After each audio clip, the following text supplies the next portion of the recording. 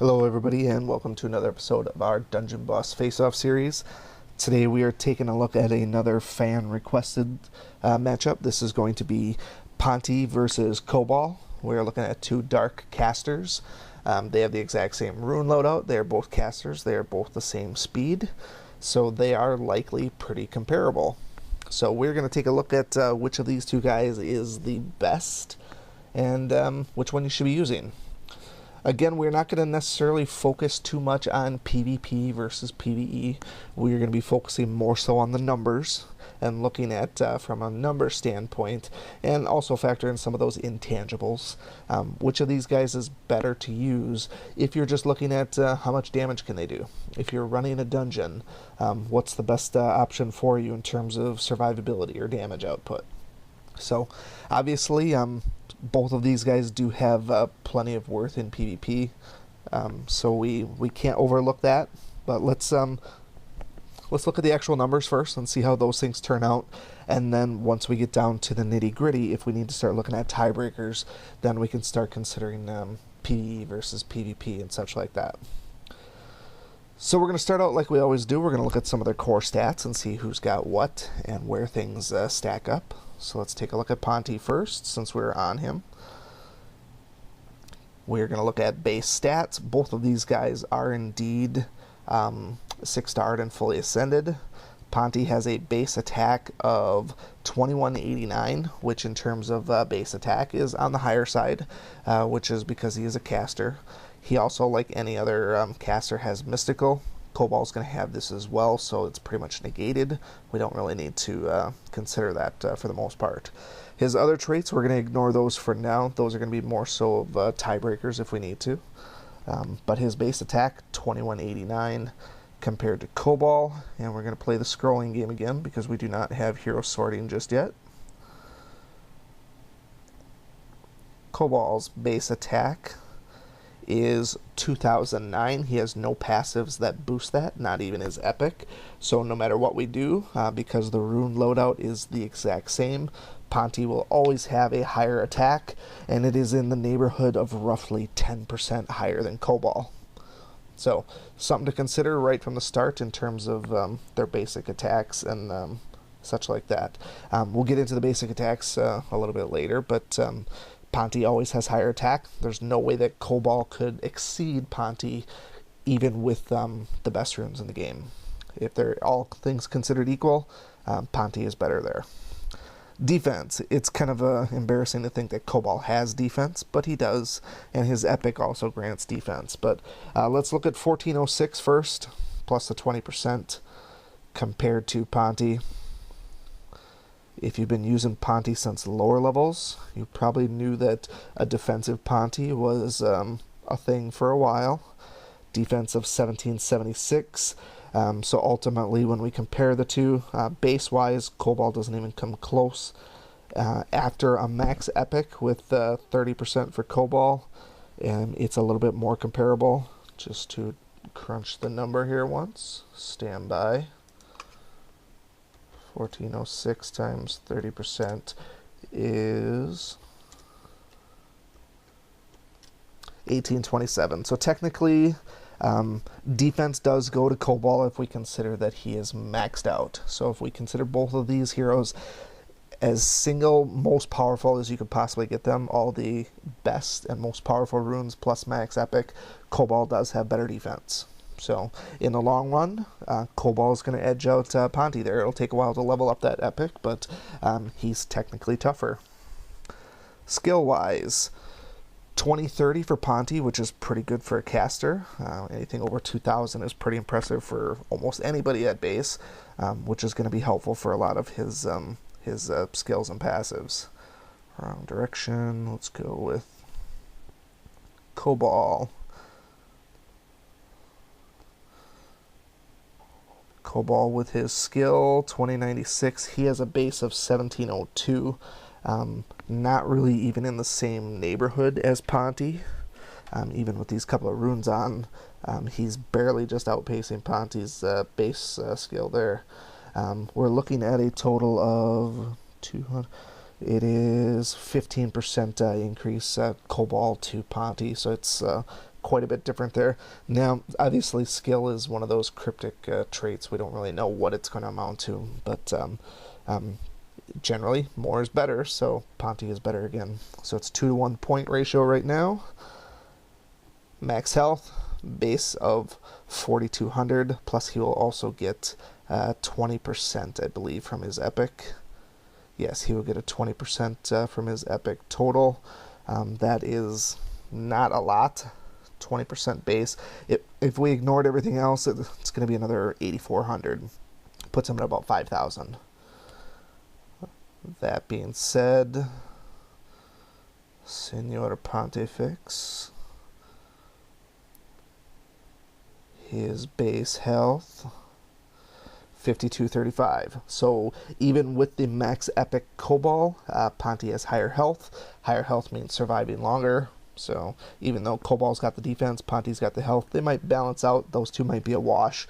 So even with that, if those two are a wash, that means that it's technically a 2-0 favor in terms of Ponti because of both attack and skill. In the interest of just keeping score, it is technically 3-1 Ponti. Let's look at their actual abilities now and see where these things fall here.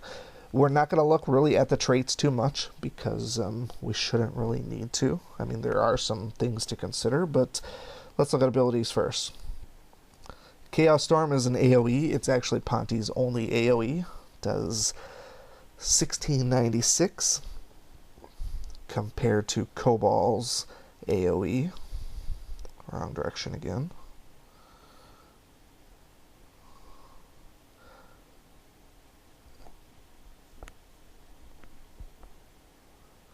Kobal's ability, Pandemic Swarm, 854. That's actually pretty embarrassing. It actually does half the damage that Ponti's does. Basically, almost exactly half the damage. So their first skill, if we only ever got one attack in PvP, you want Ponti's attack instead of Kobal's attack.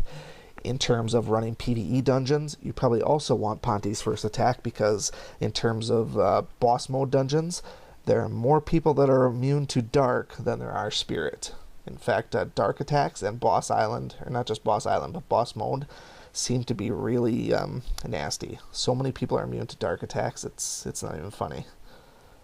So Ponti being pretty much all spirit is, he's got an edge there on his first attack. So first skill wise, it's definitely Ponti for sure, by a long shot. Arcane Bolts, let's get into the spirits. He does 703 base damage. We are going to give a little bit of a benefit of the doubt here and multiply this by 3 because it is an AoE. So let's just say ballpark 2100. Because we're looking at total damage output. Ponti, ability number 2, Gravedigger. Does 1642 plus it adds a bunch of passives, which those passives you really cannot overlook. I'm not going to really count them in anything here, but in terms of total damage, 1642 to one target instead of 2100 spread out. Technically a more potent attack on one person but less damage output. We're going to give the advantage to Kobal on this one. He gets another point in his favor. And then let's look at Doombolt. In terms of PvE, we have 3,100 damage. That's a mega one. Plus 50% damage to armored. So base damage to somebody armored is going to be 4,500. Massive, massive attack. Plus, don't forget his attack is going to go up 71% from the previous turn. If he's using all 3 of these in succession, 70% there, plus another 50%. That is a massive, massive attack that he's going to dish out. So, as if we even need to look, Kobal. Many people will say Kobal's third ability is his best one. I personally agree with that, Contagion Control. But it only does a paltry 1260 or 1256. Times 3, we're looking at, 3,600, 3,700. While it's in the neighborhood and technically more than the base that Ponti does, we have to remember that Ponti is, he's going to be dealing more damage based off of armored. There's a lot of armored people out there, and if this is PvP, he's already going to have that buff from the previous turn. even in PvE dungeons, he'll likely have that buff as well from time to time. So even though the numbers say it's Kobal, in all actuality, it's definitely Ponti on this one here. That last attack, most of us have feared the Doom Bolt at some point. Back in the old days, before runes were around, if you let Ponti get around with Doom Bolt, that was it. You're screwed.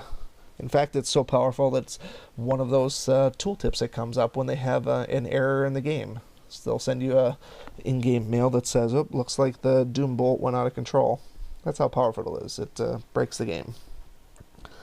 Lastly, if we looked at their basic attacks here, basic spirit attack is 1,005, and then Ponti's is basic attack is 1095, so it's actually higher. You run the numbers on these, and basically both of their basic attacks are 50% of their base attack stat here. So as they scale up, because they have the exact same rune loadout, no matter what you do, Ponti's base attack will always be higher than Kobal's. So in the grand scheme of things, we could start looking at other traits here. Ponti, when he dies, he comes back as a skeleton, has a chance that he could possibly make it back. That's always a small chance.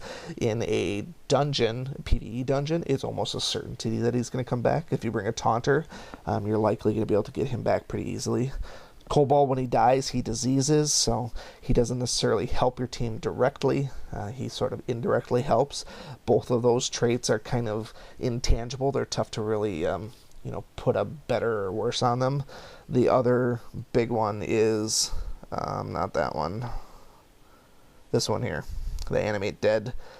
Basically, when Ponti does other damage, dead heroes come to life and attack as well. So in addition to his high-powered attacks already, he's getting free attacks from other heroes as well, which if you've ever gotten an epic from one of these here, maybe a dead Shadowblade, for example, or a dead Torchy, and they do their base attack and then do an epic, it's pretty awesome.